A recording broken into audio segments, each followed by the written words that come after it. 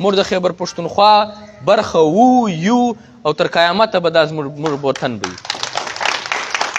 یو خواست دا کوم چې راغلی یم دا یو خواست ګورو ته کومه چې ستاسو 40 برخې د پښتونخوا وطن 80 دا د 40 برخې جنوبي پښتونخوا ده. دا تاسو د بلوچستان پر نامه باندې یادېږي تاسو ته. دا بلوچستان صوبه په دې کې په منځ کې سنټر کې دا کوټه پرته ده. دا کوټه د کوټې زه لږ لاندې او بیا بالا ګرده وطن دا د پښتانه دی. دا د افغان تاریخي خاوره ده. دا د دې وطن برخه ده.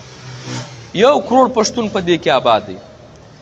تاسو یقین وکړئ دا زیاتوب له موږ سره هلته کېږي چې 10% بجټ د پښتنو غه نسته. آبادي زما او د دغه برابره ده. 10% بجټ موږ ته نه راکوي. د نوکرۍ 10% برخه زموږ غه نسته.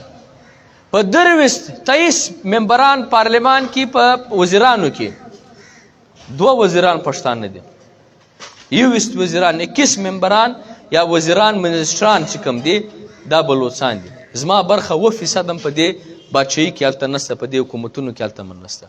موږ تاسو د خواست کوو چې تاسو به دا یو کمپین چلوئ. دا زه دغه ته هم دا وایم، چیرمین صاحب ته هم دا وایم، دا مثلا یوت پارلمنټ څه دی؟ نو د پارلمنټ معنا دا ده چې ته به سیاست کوې.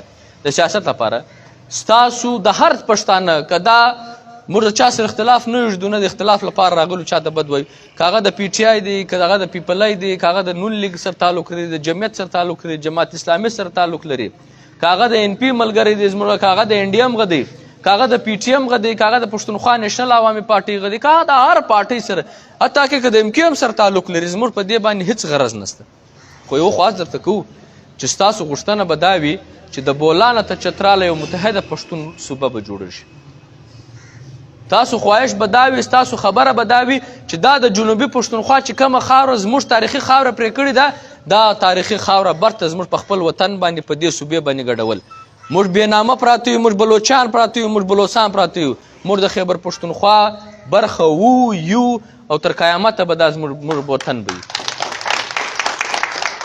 موږ بېنامه پراته یو، موږ به برته راګډواستئ، دا وطن به برته راګډواستئ، موږ به برته د ځان کواسي، موږ به برته دا په خپل نامه باندې یادواسي. او دغسې بیا اټک میاولي چې په پنجاب کې دا ټیم لتا خالي د دریای اباسین اوبه د اړولو لپاره اټک میاولي لتا په پنجاب ګډ کړي. دا اټک میاولي به موږ په دې خپل وطن باندې راګډو. یو لویه پښتونخوا صوبه چې کومه ده او دا خیبر پر ځای باندې موږ به دا وایو چې پښتونخوا، پښتونستان یا افغانیه 4 نوم وي. وروره موږ به لوی هم نه په ګډو. پښتونخوا لویه ده، پښتونخوا ګسر لویه ده. دا باندې وروره دا ډېر ګس ناروا ټکی دی چې موږ دا ګس زموږ لپاره یو قسم شکنځا ده چې موږ ته څوک کې پي کې. څه معنا لري کې پي کې؟ پنجاب ته څوک څه وایي؟ سند، بلوچستان، لا دونه غټ نوم هم یادوي. ما ته پښتونخوا خو نو ټکی کښنی دی. که خیبر نه ورسره یادوي خالي پښتونخوا یادوه، څه ګران کار دی؟ بس پښتونخوا یادوه. پښتونخوا باندې خلک سر خلاصېږي. نو خپله پښتونخوا به جوړو برته، په دې ملک کې دننه خپله صوبه به جوړو، خپل واک به ګټو، خپل اختیار به ګټو. او په پارلمان کې په قومي اسمبلۍ کې به پښتون، بلوچ، سندی، سراکۍ او پنجابی به برابر وي. هره پارټۍ ته دا وایسي، موږ دا خبره نه کوو، هره پارټۍ ته دا وایسي چې په دې پارلمان کې به که 100 سیټان دي 100 د پښتانه به وي، 100 به د سندي، 100 به د پنجابي وي، 100 به د سراکي وي او 100 به د بلوچ وي. دا نه به منم چې یو صوبه یو کام به 200 سیټان د بل کام به بیا 1.5 سیټان یا ټول به برابر یو. لکه سینټ چې برابر دی داسې ټولې صوبې به موږ برابر یو. دا د ځوانانو ذمواري سوه او ځوانانو وایه وراسئ دې سپین ږیرو ژوند تر کې په ډېر مړانه باندې، په غیرت باندې تاسو یې هم وساتلاسئ، ځان یې هم وساتئ. یو څو عمر به پاتې وي، دا عمر به هم تر کې. ته به ژوند څنګه ترې؟ ته به خپل بچیان څنګه ساتې؟ ته به ځان څنګه سیالی؟ ورځ تر دا بله ژوند سختېږي. د نن ورځ تر سبا بهتره ده ستا دپاره په دا موجوده حالاتو کې. د 20 کاله پخوا چې کوم ژوند و هغه ژوند نن نسته. هغه ډېر ښه ژوند و. دا د مشران ناست دي 20 کاله پخوا د ستا په وطن کې دهشتګردي نه و، دا بد حال نه و.